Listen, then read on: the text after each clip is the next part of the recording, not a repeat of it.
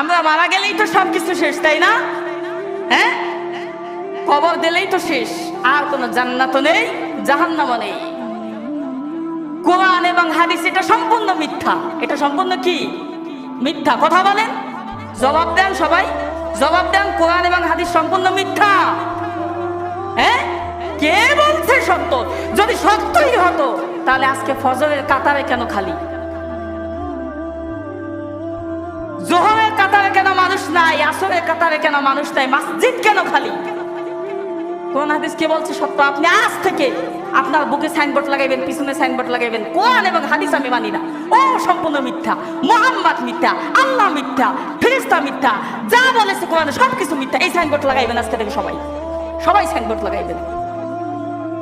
আর যদি কেউ সাইনবোর্ড না লাগান তাহলে মসজিদে আসবেন, যে কোনো দুইটার একটা করবেন, দুইটার একটা করবেন।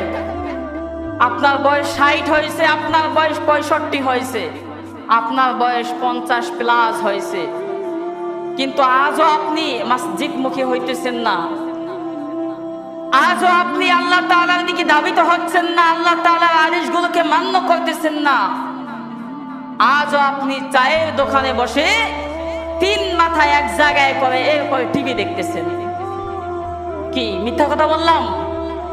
আজও আপনি, আপনার বয়স 50+ হয়ে গেছে, কিন্তু দুঃখের বিষয় বেকুব নাদান, আপনি এখনো 17 বছরের যুবতীর দিকে তাকায় থাকেন, কিভাবে নাচে, কিভাবে ডান্স করে, আপনি এখনো তাকায় থাকেন। দেখেন, আমার রাগ হয়ে যায়, প্রচন্ড রাগ হয়। আপনি কিভাবে দেখেন, আমি যখন দোকানে যাই দেখতেছি 3 মাথা এক জায়গায় করে, এরপরে ওই বেকুব নর্তকীর দিকে তাকায় আছে, টিভি দেখতেছে। আরে বেকুব, তুই কি কখনো কবরে যাবি না? তোর জন্য কি আজরাইল আসবে না? তুই কি মাথাটাকে সিমেন্ট দিয়ে বান্ধাই এসেছিস? কি ভেবেছিস তোর মৃত্যু হবে না? তুই দুনিয়ার পিছনে সব খরচ করলি, দুনিয়ার পিছনে জীবনটা দিয়ে দিলি, কিন্তু আখিরাতের কথা একবার ভাবলি না। তুই কি মনে করেছিস তোর জন্য কি আল্লাহ তাআলা জান্নাত বানায়নি? তোর জন্য কি আল্লাহ তাআলা জাহান্নাম বানায়নি? এত সহজ ইসলাম যদি এত সহজেই হইতো, যদি টিভি দেখে, মোবাইল ঘুটে, মোবাইলের ভিতরে খারাপ ভিডিও দেখে, মোবাইলের ভিতরে বিভিন্ন গেম খেলেই যদি ইসলাম অনুযায়ী চলা যাইতো, তাহলে সাহাবায়ে কেরাম, নবী আলাইহিস সালাতু ওয়াস সালামরা ইসলামের জন্য এতটা কষ্ট করতেন না। কারো কারো বয়স 17-18 আছে, কিন্তু এমন কোন দিন নাই যেই দিন শুনবেন না যে 17 বছরের যুবক, 20 বছরের যুবক, 22 বছরের যুবক মোটর সাইকেল অ্যাক্সিডেন্ট, বিভিন্ন গাড়ি অ্যাক্সিডেন্টে মারা না গেছে। এমন কোন দিন নাই এই খবর শোনা যায় না। এমন কোন দিন নাই যেই দিন মানুষের মৃত্যুর কথা শোনা যায় না। প্রত্যেকটা দিন, প্রত্যেক দিন আপনি পত্রিকা নিউজ দেখবেন মানুষ মরার খবর। তো আপনি এটা ভাবিয়েন না যে হয়তোবা আমার বয়স এখন 22 বছর, হয়তোবা আমার বয়স এখন 17-18, আমি এখনো যুবক, আমার এখনো দাড়ি গজায়নি, আমি এখনো বিবাহ শাদী করিনি, আমার এখনো কোনো ছেলে মেয়ে হয় নাই, নাতি নাতনি হয় নাই, তো আমার ইবাদত করার অনেক বয়স আছে, অনেক বয়স এখনো পরে আছে। এটা ভাবিয়েন না। এই পবিত্র জুমার দিনে জুমার সালাত আদায়ের উদ্দেশ্যে আল্লাহ তাআলা ঘর মসজিদে আসার মতো তৌফিক দান করেছেন, এই জন্য সকলে বলে আলহামদুলিল্লাহ। সমস্ত প্রশংসা সেই মহান রাব্বুল আলামিনের দরবারে, যেই মহান রাব্বুল আলামিন আমাদেরকে সুস্থ রেখে, সবল রেখে, পায়ে হেঁটে এই পবিত্র জুমার সালাত আদায়ের উদ্দেশ্যে আল্লাহ তাআলা ঘর মসজিদে আসার তৌফিক দান করেছেন, এই জন্য সকলে বলে আলহামদুলিল্লাহ।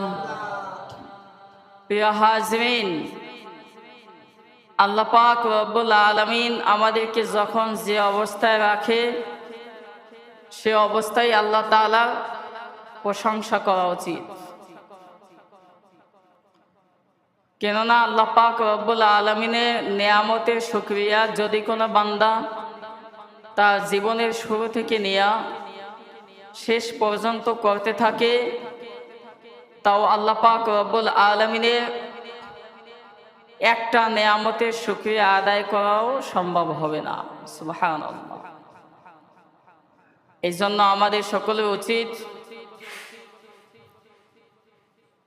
আল্লাহ পাক রব্বুল আলামিনের হামদ সদা সর্বদা আমাদের জবানে রাখা।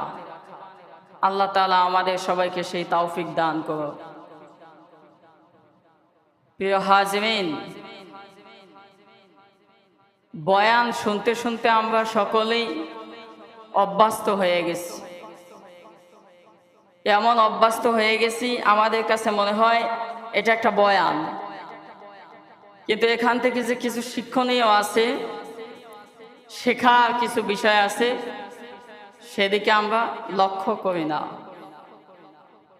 আমরা মনে করি জুমার দিন জুমার নামাজ আদায়ের জন্য মসজিদে যাই, হুজুর বয়ান করে, এটা তো আমাদের নিত্য নতুন কাজ, প্রতি শুক্রবারের কাজ।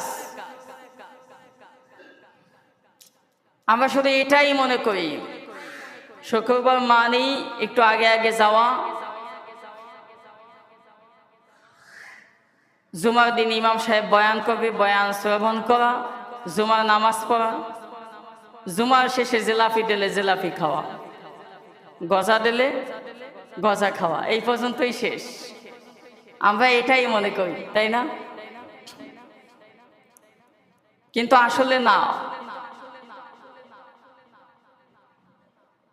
এই জুমার দিন সমস্ত মানুষ একই জামাতে একত্রিত হয় এই জন্য, যাতে মানুষের ভিতরে ভালোবাসা সৃষ্টি হয়, একে অন্যের সাথে সম্পর্ক গড়ে তুলতে পারে, মানুষের মন থেকে যাতে রিয়া দূরীভূত হয়ে যায়, আল্লাহ তাআলা নৈকট্য যাতে হাসিল করা যায়, মানুষ যাতে মসজিদমুখী হতে পারে, সমাজের বাস্তব চিত্র ইমাম সাহেব বয়ান করবে, সেখান থেকে জ্ঞান লাভ করতে পারে, বিভিন্ন মাসলা মাসাইল কিচ্ছা কাহিনী ইসলামের ঘটনা শ্রবণ করতে পারে। এই জন্যই হচ্ছে জুমার দিন। কিন্তু আমরা এটাকে কিছুই মনে করি না, প্রতি শুক্রবারের কাজ হিসাবে মনে করি। যদি আমরা এইগুলা মনে করতাম যে জুমার দিন মানে এইগুলি,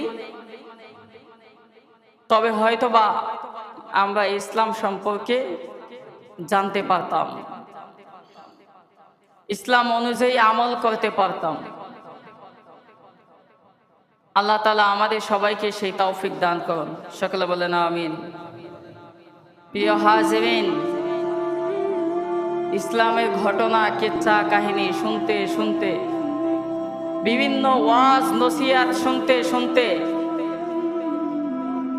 আমরা এটা অভ্যস্ত হয়ে গেছি। এটাতে এর দ্বারা আমরা শিক্ষা গ্রহণ করি না, শুধু ওয়াজ হইতেছে, হুজুরের ওয়াজ শুনি, শুক্রবার দিন বয়ান চলতেছে, হুজুরের বয়ান শুনি, কিন্তু ওখান থেকে কোনো শিক্ষা আমরা নেই না। যদি আমরা শিক্ষাই নিতাম তবে আল্লাহ তাআলা থেকে আমরা বিমুখ হইতাম না। যদি আমরা শিক্ষাই নিতাম তবে আল্লাহ তাআলার আদেশগুলোকে আমরা অমান্য করতাম না। যদি আমরা সেখান থেকে শিক্ষাই গ্রহণ করতাম তবে আল্লাহ তাআলা যে আদেশগুলো করেছেন, 5 ওয়াক্ত সালাত পড়া, এই সালাত থেকে আমরা বিমুখ হইতাম না, মসজিদ থেকে আমরা বিমুখ হইতাম না। আজকে তাকায়া দেখেন, সমাজের ভিতরে 100র মধ্যে আমার মনে হয় না যে একজন মানুষ নামাজ পড়ে, অথচ আমরা সকলেই মুসলিম দাবি করি। আমরা সবাই বলি আমরা সবাই মুসলিম, কিন্তু মুসলমানের যে কাজ, মুসলমানের যে কৃষ্টি কালচার, সেগুলো আমরা পালন করি না। কোরআনের কথাকে আমরা মান্য করি না, অমান্য করে চলি। হাদিসের কথাগুলোকে আমরা মান্য করি না, অমান্য করে চলি। যদি আমরা কোরআন এবং হাদিসকে মানতাম, তবে শুধু শুক্রবার দিন নয়, 5 ওয়াক্ত সালাতের সময় মসজিদ ভরিয়া যেত। এমন কোনো কথা নাই, এমন কোনো হাদিস নাই, এমন কোনো কোরআনের আয়াত নাই যেখানে লেখা আছে শুক্রবার দিন মুসলমান জুমার নামাজ আদায় করবে আর সেই জুমার নামাজকে উসিলা করে আল্লাহ তাআলা সবাইকে মাফ করে দিবেন, এমন কোনো কথা নাই।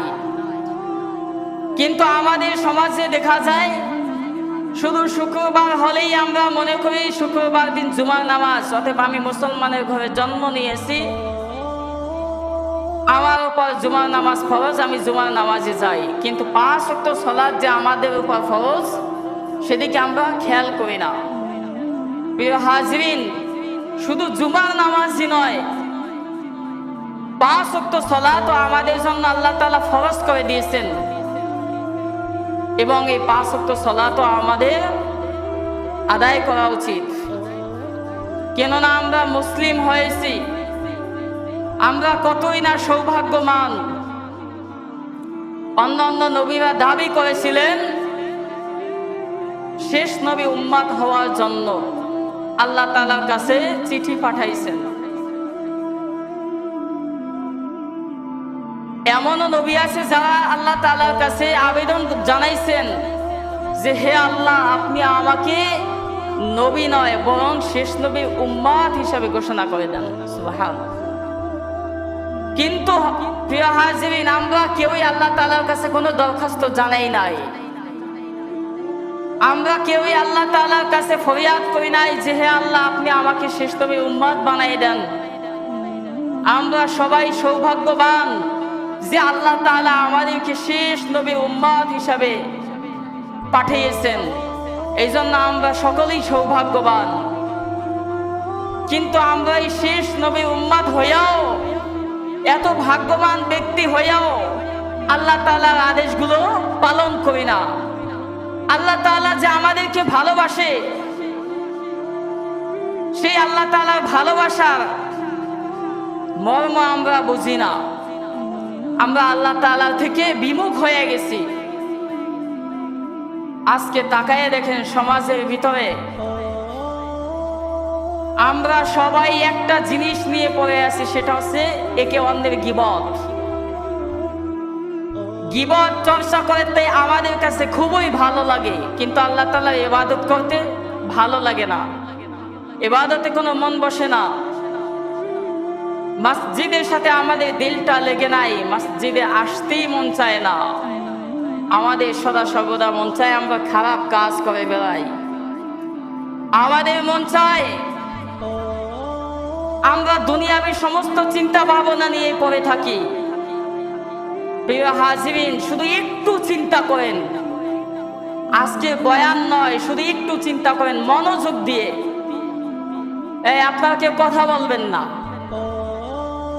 আল্লাহ রাসূলের হাদিস যেখানে কোরআন এবং হাদিসের কথা বলা হয়, আর সেখানে যেই বেকুব তার নিজের কথা নিয়ে পড়ে থাকে, তার মতো জ্ঞানহীন, তার মতো নির্বোধ, তার মতো বেকুব আর দুনিয়াতে আর একটাও হইতে পারে না, তার মতো জালেম আর কেউ হতে পারে না।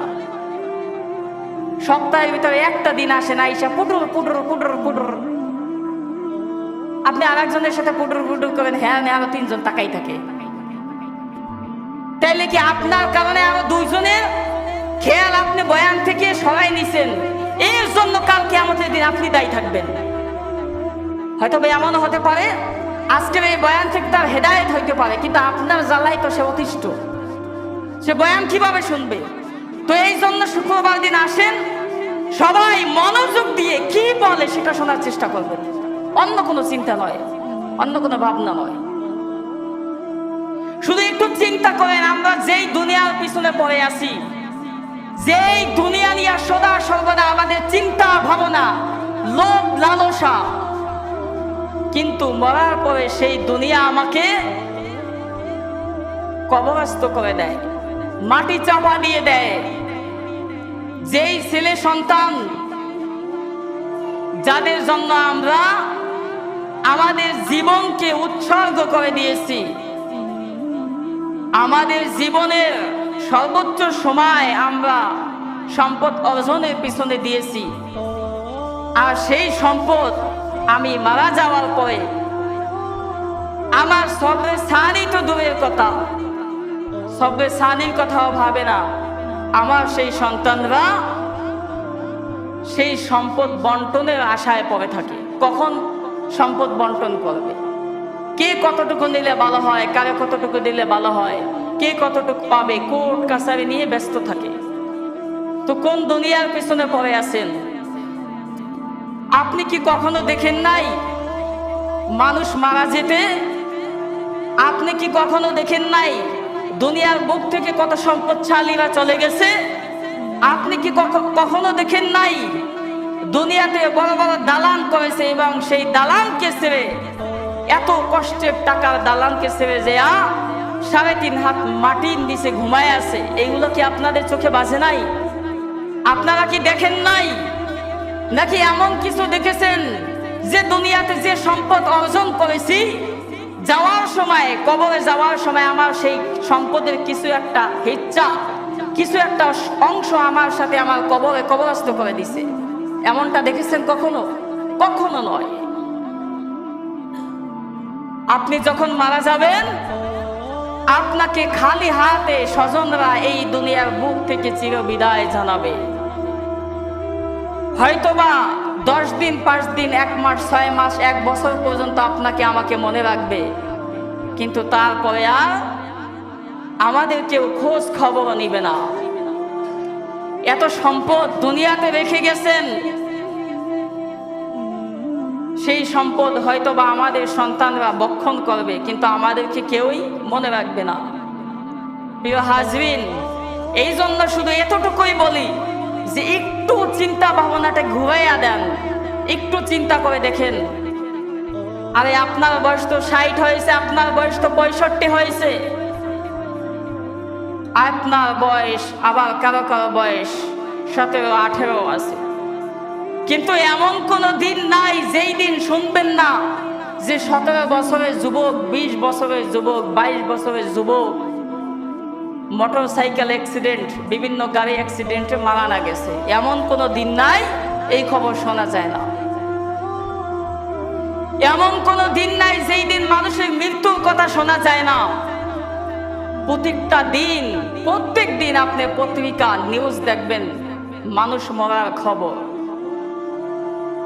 তো আপনি এটা ভাবিয়েন না যে হয়তোবা আমার বয়স এখন 22 বছর, হয়তোবা আমার বয়স এখন 17-18, আমি এখনো যুবক, আমার এখনো দাড়ি গজায়নি, আমি এখনো বিবাহ শাদী করিনি, আমার এখনো কোনো ছেলে মেয়ে হয় নাই, নাতি নাতনি হয় নাই, তো আমার ইবাদত করার অনেক বয়স আছে, অনেক বয়স এখনো পরে আছে। এটা ভাবিয়েন না, এটা ভাবিয়েন না। আপনি তাকায় দেখেন সমাজের ভিতরে কত মানুষ চলিয়া যাইতেছে, আপনার মতো যুবক চলে যাইতেছে। আপনার বয়স 60 হয়েছে, আপনার বয়স 65 হয়েছে, আপনার বয়স 50+ হয়েছে, কিন্তু আজও আপনি মসজিদমুখী হইতেছেন না, আজও আপনি আল্লাহ তাআলার দিকে ধাবিত হচ্ছেন না, আল্লাহ তাআলার আদেশগুলোকে মান্য করতেছেন না।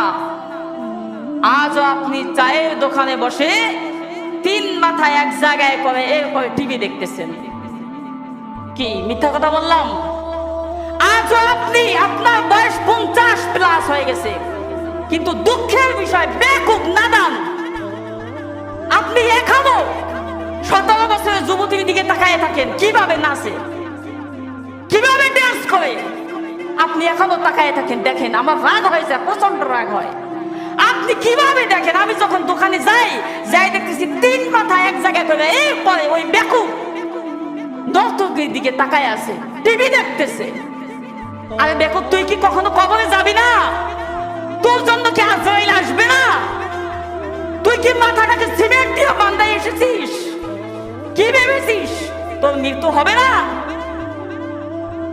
তুই দুনিয়ার পিছনে সব খরচ করলি, দুনিয়ার পিছনে জীবনটা দিয়া দিলি, কিন্তু আখিরাতের কথা একবার ভাবলি না। তুই কি মনে করেছিস তোর জন্য কি আল্লাহ তাআলা জান্নাত বানায়নি? তোর জন্য কি আল্লাহ তাআলা জাহান্নাম বানায়নি? এত সহজ। ইসলাম যদি এত সহজেই হইতো, যদি টিভি দেখে, মোবাইল গুটে, মোবাইলের ভিতরে খারাপ ভিডিও দেখে, মোবাইলের ভিতরে বিভিন্ন গেম খেলে যদি ইসলাম অনুযায়ী চলা যাইতো, তাহলে সাহাবায়ে কেরাম নবী আলাইহিস সালাতু ওয়াস সালামরা ইসলামের জন্য এতটা কষ্ট করতেন না, এত কষ্ট করতেন। আরে আপনি আমি তো দূরের কথা, আল্লাহ রাসূলের সাহাবী হযরত ওসমান রাদিয়াল্লাহু তাআলা আনহু যখনই কবর দেখতেন, কবরের পাশে যেয়ে কান্নাকাটি শুরু করতেন, অজোরে কান্না করতেন। যাকে আল্লাহ তাআলা দুনিয়াতেই জান্নাতের সার্টিফিকেট দিয়েছে, তার অবস্থায় এই দেখেন, তিনি যখন কবর দেখতেন, কবর দেখার সাথে সাথে অজোরে কান্না করতেন। তখন অন্যান্য সাহাবায়ে কেরাম জিজ্ঞেস করতেন, হে ওসমান, আপনাকে তো আল্লাহ তাআলা জান্নাতের টিকিট দিয়ে দিয়েছেন, তো আপনার এত কিসের চিন্তা, আপনার এত কিসের কান্না?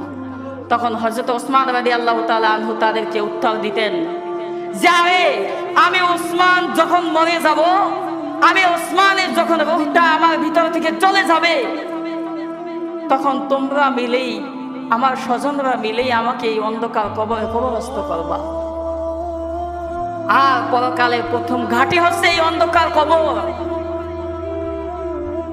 রাসূলুল্লাহ সাল্লাল্লাহু আলাইহি ওয়াসাল্লাম বলেছেন, যে ওই অন্ধকার কবরে আটকে যাবে, সে সব জায়গায় আটকে যাওয়ার আশঙ্কা থাকে। তো আমি এই জন্য কান্না করি, যদি আল্লাহ তাআলা আমাকে এই অন্ধকার কবরে আটকে দেয়, তাহলে আমার কি হবে? আমি ওসমানের তো কোনো অস্তিত্ব থাকবে না, আল্লাহ তাআলা জাহান্নামের আগুনে তো আমাকে জ্বলতে হবে। এটা ছিল সাহাবায়ে কেরাম, যাদেরকে আল্লাহ তাআলা জান্নাতের টিকিট এই দুনিয়াতে থাকা অবস্থায় দিয়ে দিয়েছেন। তাদের অবস্থা, তাদের হাল এই। আর আমরা তো দূরের কথা, আমরা মনে করি মানুষ মারা যাব, এরপরে সব কিছু শেষ, তাই না? কথা বলেন, আমরা মারা গেলেই তো সব কিছু শেষ, তাই না? হ্যাঁ, কবর দিলেই তো শেষ, আর কোনো জান্নাতও নেই, জাহান্নামও নেই। কোরআন এবং হাদিস এটা সম্পূর্ণ মিথ্যা। এটা সম্পূর্ণ কি? মিথ্যা। কথা বলেন, জবাব দেন, সবাই জবাব দেন। কোরআন এবং হাদিস সম্পূর্ণ মিথ্যা। হ্যাঁ, কে বলছে সত্য? যদি সত্যই হতো, তাহলে আজকে ফজরের কাতারে কেন খালি? জোহরের কাতারে কেন মানুষ নাই? আসরের কাতারে কেন মানুষ নাই? মসজিদ কেন খালি? কোরআন হাদিস কে বলছে সত্য? আপনি আজ থেকে আপনার বুকে সাইনবোর্ড লাগাইবেন, পিছনে সাইনবোর্ড লাগাইবেন, কোরআন এবং হাদিস আমি মানি না, ও সম্পূর্ণ মিথ্যা, মুহাম্মদ মিথ্যা, আল্লাহ মিথ্যা, ফেরেশতা মিথ্যা, যা বলেছে কোরআনে সবকিছু মিথ্যা। এই সাইনবোর্ড লাগাইবেন আজকে থেকে, সবাই সাইনবোর্ড লাগাইবেন। আর যদি কেউ সাইনবোর্ড না লাগান, তাহলে মসজিদে আসবেন, যে কোনো দুইটার একটা করবেন, একটা করবেন। অন্যথায় দোকানে যেয়ে বলবেন, এমনিতে তো অন্যের গীবত বলেন। তো সেক্ষেত্রে অন্যের গীবত না বললে নিজে নিজে বলবেন যে আমি মুসলমান না, আমি কোরআন মানি না, আমি হাদিস মানি না, আমি কোরআনের কোনো ভাষ্য আমি মানি না, আমি জান্নাত মানি না, জাহান্নাম মানি না, আমি আল্লাহ মানি না, নবী মানি না, এই কথা বলবেন চায়ের দোকানে যেয়ে। কি হয় আপনাদের? কি হলো? দিলটা কি এতই পচিয়া গেল যে আল্লাহ তাআলা কি একটু স্মরণ হয় না? চোখের সামনে কত মানুষকে দেখতেছি কবরে চলিয়া যাইতেছে, এই ভয় কি আমাদের অন্তরে আসে না? কত মানুষই তো দেখতেছি, কত মানুষদেরকে তো আমরা নিজ হাতে কবরে রাখতেছি, তাদের সাথে তো কেউই যায় না, তারা তো একা চলিয়া যাইতেছে কবরে।